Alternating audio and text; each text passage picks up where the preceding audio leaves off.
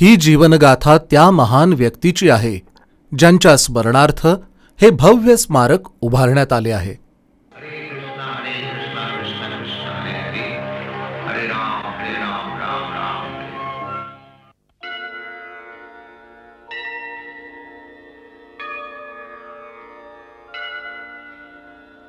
संसार गावा नलनी भलोका, त्राणाय कारुण्य घन घनात्वं.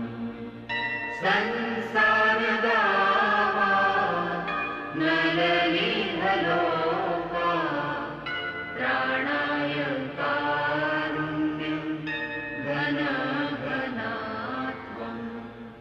प्राप्तस्य कल्याण गुणनवस्य, वन्दे गुरो श्री चरणारविन्दम्. वन्दे गुरो श्री चरणारविन्दम्. वन्दे गुरो श्री चरणारविन्दम्. वन्दे गुरो श्री चरणारविन्दम्. वन्दे गुरो श्री चरणारविन्दम्.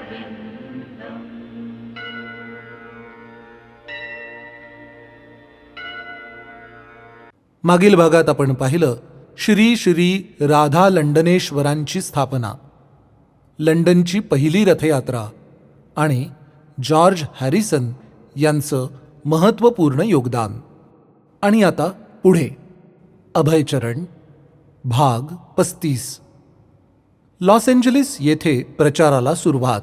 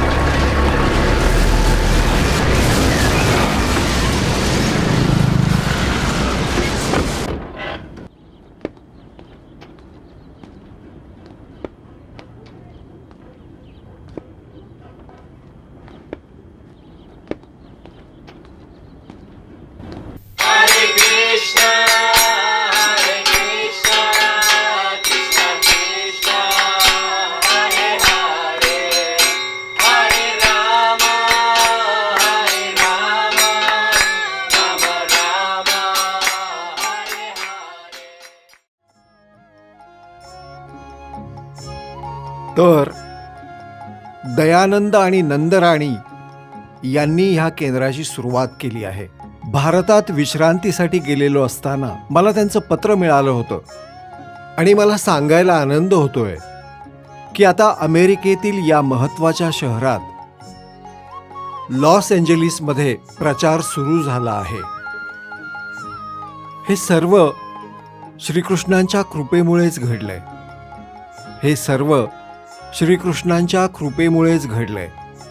तुम्ही नामजप करा, संकीर्तन करा, श्रीमद भागवत आणि भगवद्गीता वाचा, त्यातील ज्ञान नीट समजून घ्या, लोकांशी बोला आणि तेच ज्ञान इतरांपर्यंत पोहोचवा, जसं तुम्ही माझ्याकडून ऐकलत. खरा प्रामाणिक भक्त ज्याचं श्रीकृष्णांवर प्रेम आहे तोच त्यांचा महिमा आणि सत्य लोकांपर्यंत पोहोचवू शकतो. कारण श्रीकृष्ण सदैव अशा भक्तांच्या हृदयात विराजमान असतात, नेहमी आपल्या भक्तांची मदत करतात. स्वामीजी, मला वाटतं लॉस एंजलिसमधले लोक न्यूयॉर्क आणि सॅन फ्रान्सिस्कोच्या लोकांएवढे ग्रहणशील नाहीत. याने काहीही फरक पडत नाही. जर तुम्ही भक्तिभावाने जप केलात तर तुम्हाला यश मिळेल आणि श्रीकृष्ण मदत करतील. अमेरिकेत येण्यापूर्वी मी राधा दामोदर मंदिरात राहत होतो, वृंदावनला. त्यावेळी मी विचार करीत होतो, तरुण तरुणींना जगभरात कृष्ण भक्तीच्या प्रचारासाठी पाठवून कृष्ण भावनामृताची केंद्र स्थापन करावीत हेच माझ्या जीवनाचं उद्दिष्ट आहे. स्वामीजी, तुम्ही जो विचार केला होता तो प्रत्यक्षात आला आहे. आता अमेरिकेमध्ये 5 आणि कॅनडामध्ये 1 मंदिर आहे. होय, आता हेच बघा ना, श्रीकृष्ण तुमच्यासारख्या तरुण तरुणींना माझ्या मदतीसाठी पाठवित आहे आणि ही खूप आनंदाची गोष्ट आहे. स्वामीजी, तुम्ही आज जाऊन आराम करणार का? प्रसादही तयार आहे. हो, तुम्ही म्हणाल तसं. चला जाऊया. चला.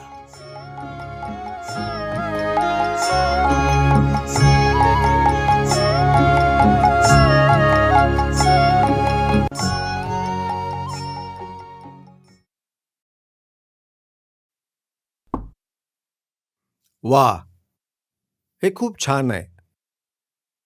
मी भारतात असताना सर्वजण म्हणायचे, स्वामीजी तुम्ही अमेरिकेला जाऊ नका, तिथे उपाशी राहावं लागेल, काही खायला मिळणार नाही, ते लोक फक्त मांस आणि बटाटे खातात.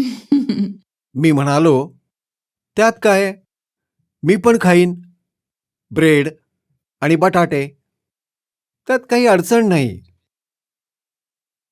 पण इथे आल्यावर पाहिलं, श्रीकृष्ण किती कृपाळू आहेत.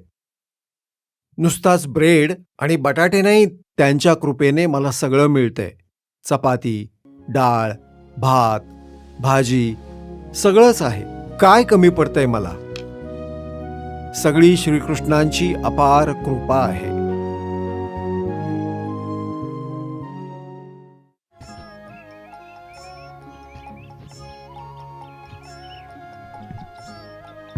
हरे कृष्ण.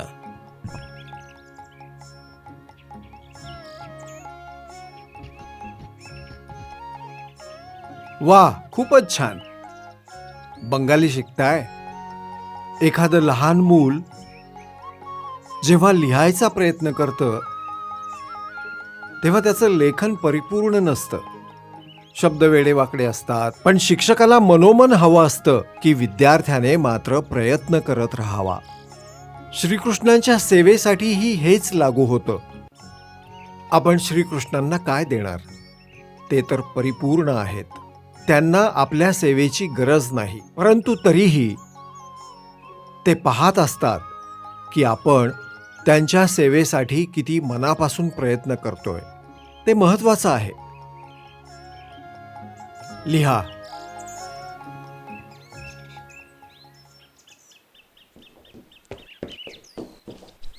हरे कृष्ण.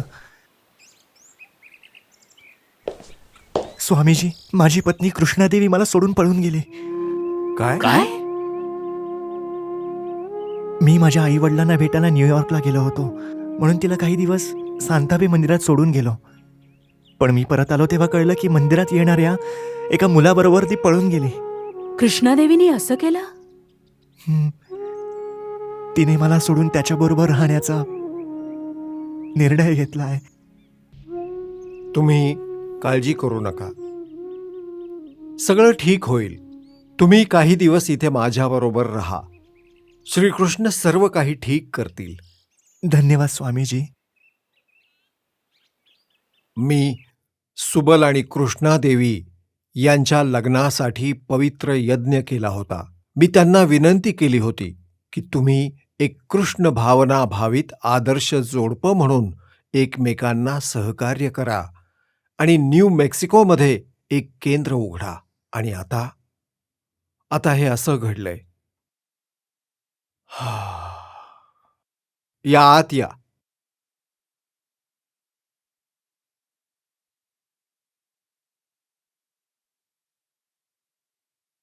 स्वामीजी, कृष्णा देवीने एक पत्र पाठवलंय.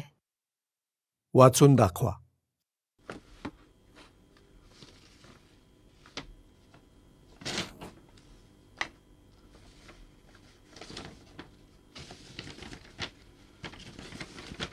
ती म्हणते, स्वामीजी, मला तुमची किंवा श्री राधाकृष्णांची सेवा कधीच सोडायची नाही. मला कोणालाही दुखवायचं नाही, पण मी सुबलकडे परत जाऊ शकत नाही. तुम्हाला आमच्यासाठी जी सेवा योग्य वाटत असेल ती मी आणि रॅडी आम्ही दोघं करण्यास तयार आहोत. आमचा स्वीकार करा. हा सगळा मूर्खपणा आहे. यापेक्षा मी वृंदावनला परत जाईन आणि तिथंच बसून हरे कृष्णाचा जप करेन. मी हे सगळं का करावं? पती पत्नींच्या भांडणांमध्ये मी काय करणार? हे काही एका संन्याशाचं काम नाही. स्वामीजी, असं म्हणू नका. तुम्हीच असं म्हणालात तर आम्ही काय करायचं? आपण अजूनही सुबल आणि कृष्णादेवीला मदत करू शकतो. कदाचित त्यांचे मतभेद दूर होतील.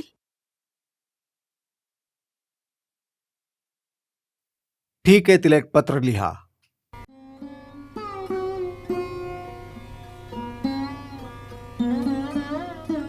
तुझं अलीकडचं हे वागणं आपल्या संस्थेतील प्रत्येकाला खूपच अस्वस्थ करणारं आहे. तू अशा प्रकारे वागशील अशी मी कधीच अपेक्षा केली नव्हती. तुझा खरोखरच माझ्यावर आणि श्रीकृष्णांवर विश्वास असेल तर तुला लगेच परत यावं लागेल, एकतर माझ्याकडे किंवा तुझ्या पतीकडे. लवकर. तुझ्या पत्रावरून असं समजतंय की तू खूप मोठी चूक केलीयस आणि तुला आता पश्चात्ताप होतोय. तू परत ये, मग सगळं काही ठीक होईल. सुबलला सांगा की मालिशच्या वेळी न विसरता मला येऊन भेट. होय स्वामीजी.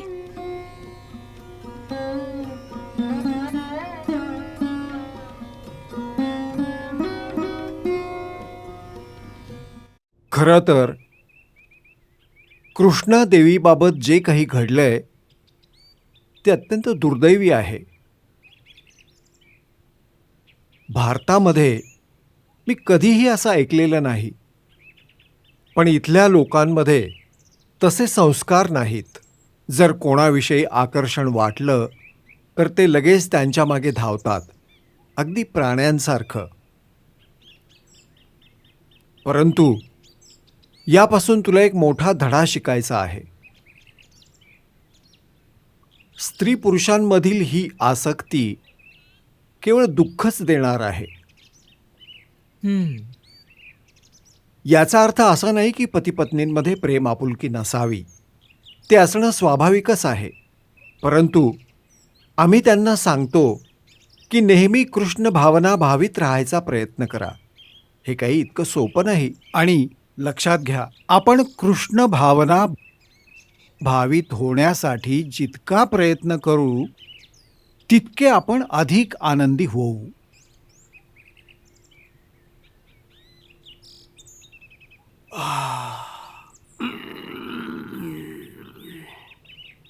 अरे, काय झालं स्वामीजी? तुम्ही ठीक आहात ना? अलीकडेच मला हा त्रास सुरू झालाय. काही वेळा डोकं फार दुखतं आणि काही वेळा डाव्या कानात काहीतरी वाजल्यासारखा आवाज येतो. स्वामीजी, तुम्हाला विश्रांतीची गरज आहे. तुम्ही पहाटे खूप लवकर उठता. जीवनाचा उपयोग श्रीकृष्णांसाठी केला नाही तर त्याला काय अर्थ आहे? मी पहाटे लवकर उठतो पुस्तकांचं इंग्रजीत भाषांतर करण्यासाठी, जे माझ्या शिष्यांना वाचता येईल आणि लाभ घेता येईल. श्रीकृष्णांबद्दल लिहिताना किंवा बोलताना मला वेदना जाणवत नाहीत.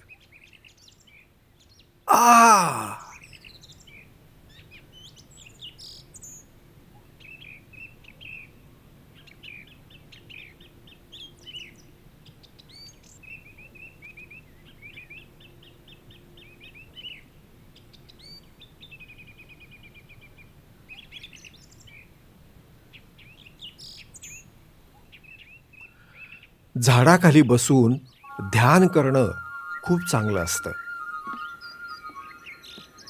पूर्वीच्या काळी साधूजन झाडाखाली बसून शिकवत असत.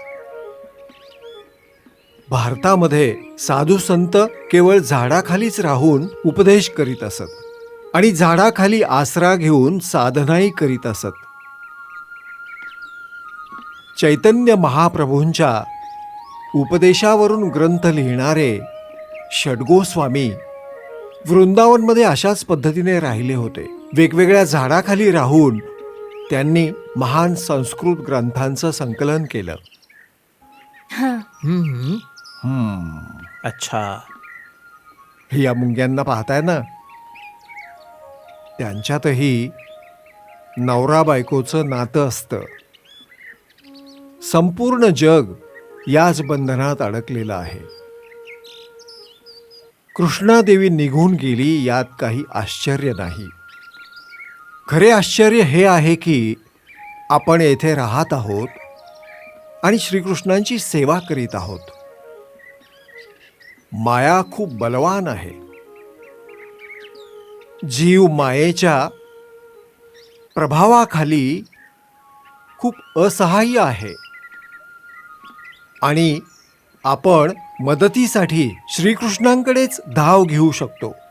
प्रत्येक क्षणाला आपल्याला प्रार्थना करायला हवी की आपण मायेच्या प्रभावाखाली अजिबात येऊ नये. उद्या माझ्या आध्यात्मिक गुरूंचा आविर्भाव दिवस आहे. त्यांच्याच कृपेमुळे त्यांच्या आदेशांचे पालन करण्यासाठी तुम्ही सगळेजण मला आनंदाने मदत करीत आहात. त्यांनी मला कृष्ण भक्तीचा प्रसार करायला सांगितलं आहे आणि तुम्ही मला सहाय्य करीत आहात. उद्या त्यांच्या सन्मानार्थ आपण उत्सव साजरा करू.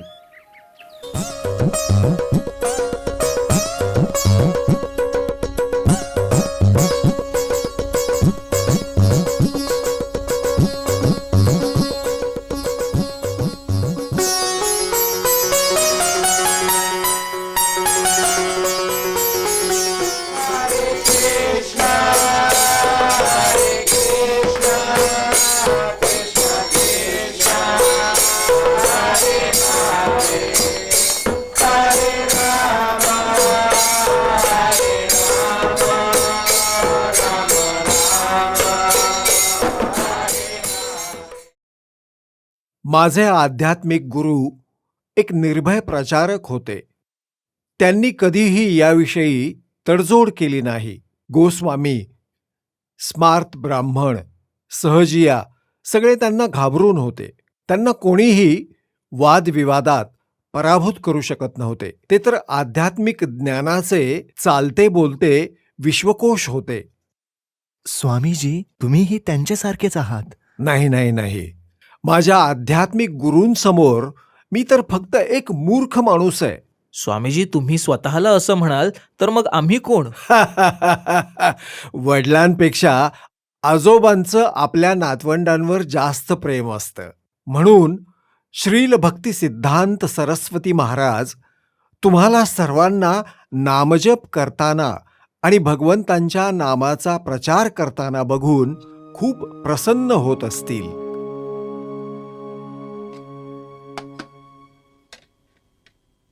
सगळी तयारी झालेली आहे. चला हे सगळं वेदीवर घेऊन जाऊया आणि भगवंतांना भोग अर्पण करूया. होय.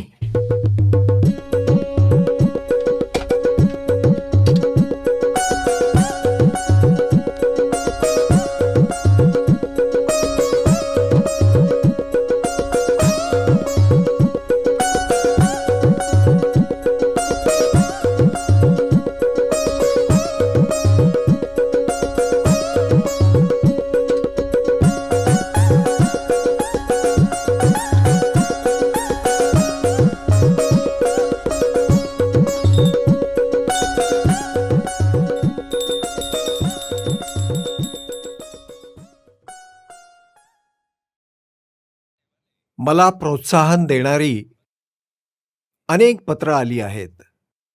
या पत्रात लिहिलंय की नामजप करून त्यांना आनंद मिळतोय आणि यात लिहिलंय की त्यांना लोकांनाही सांगायचंय की हरे कृष्णचा जप करा म्हणून. आणि हे पत्र काही महिन्यांपूर्वी आलेलं आहे. हे पाठवलंय उमापतींनी. ते लिहितायत, त्यांना कृष्ण भावना संघात परत यायचं आहे. मला समजले नाही की तो सोडून का गेला. मुळात तो बौद्ध धर्माचाच अनुयायी होता. तेव्हा तो निर्विशेषवादी होता. जेव्हा मी त्याच्या निदर्शनास आणून दिलं की बुद्धाने कधीही शास्त्राचं पालन केलं नाही, तेव्हा तो चिडून निघून गेला. ओ, असं आहे तर. मंदिर सोडून गेल्यावर त्याने त्याच्या जुन्या सवयी सुरू केल्या आणि एके दिवशी त्याला काही मित्र मांस खाताना दिसले आणि त्याला आठवलं की त्याच्या आध्यात्मिक गुरूंनी म्हटलं होतं की हे खूप वाईट आहे. त्याला कृष्ण भावनेपासून दूर जायचं असलं तरी श्रीकृष्णांनीच त्याला कृष्ण भावनेचं स्मरण करून दिलं आणि आता त्याला परत यायचं आहे. एकदा श्रील भक्ती सिद्धांत सरस्वती महाराजांच्या एका संन्यासी शिष्याच्या पत्नीने त्याला परत ओढून नेलं. ते पाहून श्रील भक्ती सिद्धांत स्वामी यांना खूप वाईट वाटलं. त्यांच्या डोळ्यात पाणी आलं की ते आपल्या शिष्याला वाचवू शकले नाहीत. एक शिष्य जरी मायेच्या प्रभावामुळे भरकटला असला तरी आध्यात्मिक गुरु कधीही त्याला निराश होऊ देत नाहीत. असं ते कधीही होऊ देत नाहीत.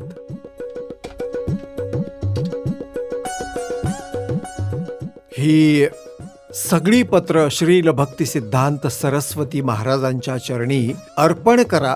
माझी विनम्र भेट. तर तुम्हा सर्वांना माझी एक विनंती आहे की नामजप केल्यानंतर तुम्हाला जो आनंद वाटतो त्याबद्दल तुम्ही दुसऱ्यांना सांगा. तुम्ही लोक फक्त एवढंच करा. तुम्हाला आणखी काही प्रचार करण्याची गरज नाही. कोणालाही तत्वज्ञान सांगण्याची गरज नाही.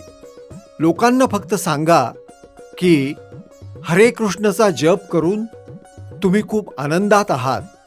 जर त्यांनीही हा नामजप केला तर त्यांनाही अशीच प्रसन्नता मिळेल. लीलावती कुठे आहे? बरेच दिवस झाले ती दिसली नाही. ती आतच होती. मी तिला बोलावतो स्वामीजी.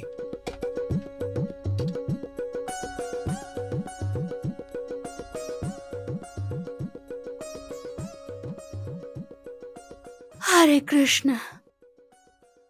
अरे, तू इथेच होतीस? मग बाहेर का नाही आलीस?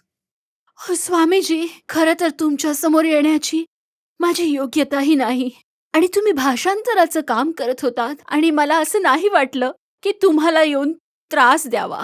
तुला माहित नाही का, माझे शिष्य हेच माझं काम आहे. तुला कृष्ण भावनेने प्रेरित होऊन चांगलं काम करताना मला पाहायचं आहे आणि त्या दृष्टीने तुमची सेवा करायला मी तयार आहे. तुमचा पुढचा कार्यक्रम काय आहे? मेजवानीचा प्रसाद तयार आहे. अरे वा, हेच आहे कृष्ण भावनामृत. जय श्री कृष्ण. जय श्री श्रील प्रभुपाद. प्रभुपाद.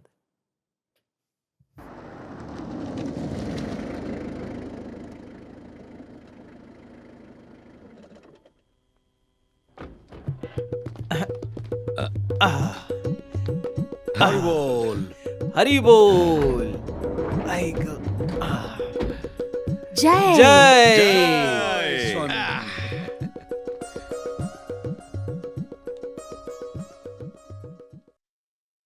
थँक्यू. किट, तुला कसला वास येतोय का? हेनरी प्लीज, मी आज तुझा टोस्ट जाळला नाहीये. नाही, टोस्ट नाही, वेगळाच वास आहे. हो, डोळे पण जळतायत. आऊ, डोळ्यातनं पाणी येतंय. हे काय? धूर, तिथून धूर येतोय. मी फायर ब्रिगेडला फोन करतो. मला माफ करा दयानंद, काय झालं आहे? कोणीतरी स्वयंपाक करत होतं आणि स्वयंपाकघर धुराने भरलं. हा खोटा अलार्म आहे. हे लोक स्वयंपाकघरात काहीतरी बनवत होते आणि त्यामुळे हा धूर झालाय. हे बघा, आमचा वेळसा वाया घालवू नका. तुम्ही काळजी घ्यायला हवी. माफ करा, परत असं होणार नाही. पुन्हा असं होणार नाही याची नक्कीच काळजी घेऊ. हा ठीक आहे. हो ठीक आहे, धन्यवाद. आधीच तुमच्या गाण्याच्या मोठ्या आवाजामुळे अनेक तक्रारी आल्या आहेत. आता परत हे. आम्हाला माफ करा, पण तुम्ही सांगितलं होतं की या जागेवर मेडिटेशन आणि योगा सेंटर असणार, पण तुम्ही खोटं बोललात. यापुढे आम्ही काळजी घेऊ. ऐका तर. हे घ्या तुमचं डिपॉझिट, पूर्ण $450. तुम्ही या जागेतून बाहेर निघा आत्ताच, नाहीतर मी पोलिसांना बोलवेन आणि तुम्हाला ताब्यात देईन. काय?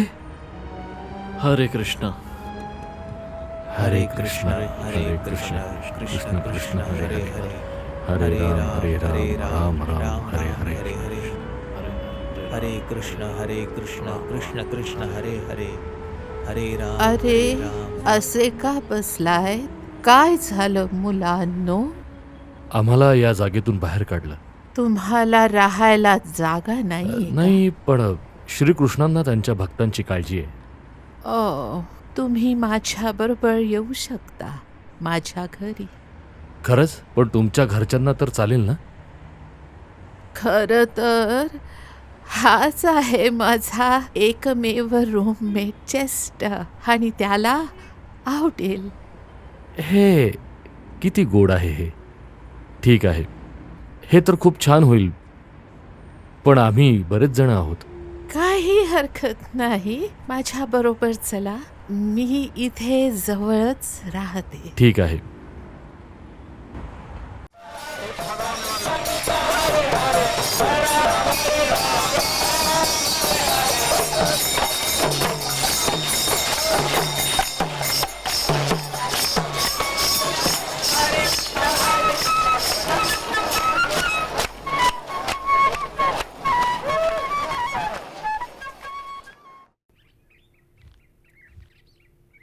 हरे कृष्ण स्वामीजी. हरे कृष्ण. स्वामीजी, या त्याच दयाळू महिला आहेत ज्यांनी आम्हाला मदत केली. आता सर्व भक्त त्यांच्याच घरात राहतात. ओ, मी आपला खूप खूप आभारी आहे. तुमची ही तरुण मुलं खूप प्रामाणिक आहेत म्हणून त्यांना मदत हो केली. हो हो हो, ते खूप प्रामाणिक आहेत आणि आमच्या गरजेच्या वेळी तुम्ही दिलेल्या मदतीबद्दल आम्ही तुमचे मनापासून आभारी आहोत. आता काही भक्त त्यांच्यासोबत राहू शकतात आणि काही भक्त दयानंद सोबत त्याच्या अपार्टमेंटमध्ये राहू शकतात. हो, आमच्यामुळे कुणाची गैरसोय व्हायला नको. हो, संकीर्तन पार्टीसाठी तुम्ही घर भाड्याने घ्या. तिथे भक्तांना रोज हरिनामासाठी भेटता येईल. स्वामीजी, तुम्हाला हॉलिवूड शाकाहारी संघात व्याख्यान द्यायला आवडेल का? त्यांना भगवद्गीता ऐकायची आहे का? नाही, त्यांना फक्त शाकाहाराविषयीच ऐकायचं आहे. माकड सुद्धा शाकाहारी असतं, त्यात काही विशेष नाही. तुम्ही त्यांना सांगा शाकाहाराविषयी बोलण्यात स्वामीजींना रस नाही, पण जर तुम्हाला भगवद्गीतेबद्दल जाणून घ्यायचं असेल तर ते सांगतील. हां, आणि भक्तांसाठी श्रीमद भागवताचे व्याख्यान? हो, का नाही. व्याख्यान देण्यासाठी मी कुठेही जाऊ शकतो. जा, यांच्यासाठी प्रसाद घेऊन या. हो, श्रील प्रभुपाद. श्रीकृष्ण जे स्वीकारतात तेच आम्ही त्यांना अर्पण करतो. धान्य, फळं, दूध, भाज्या यापासून कितीतरी स्वादिष्ट पदार्थ आपण बनवू शकतो. हां, घ्या. मग एवढ्या मोठ्या कत्तलखान्याची काय गरज आहे? तसं तर मी अशा गोष्टींमध्ये कधी पडत नाही. हे खूप स्वादिष्ट आहे. तुम्ही मला याची रेसिपी द्या, मी माझ्या मित्रांसाठी हे बनवेन.